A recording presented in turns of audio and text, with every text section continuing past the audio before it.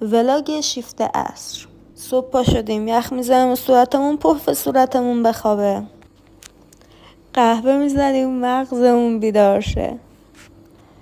یه اسپرسو دلبر، یه آیس لته خودم. عود روشن میکنیم، فضا رو یه ذره روحانی کنیم. این یکی از کارهای مورد علاقه دلبره.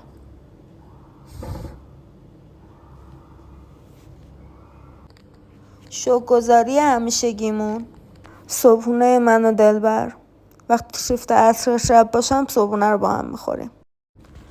کتاب میخونیم، تیکش هم میزنیم. اول دوشمون رو میگیریم، بعد دانه چیا و کلروفیل. چند تا قاشق کره بادوم زمینی، خوراکی محبوب. سلام، بیمارستان تخصصی زنان، زایمان و نازایی مادر.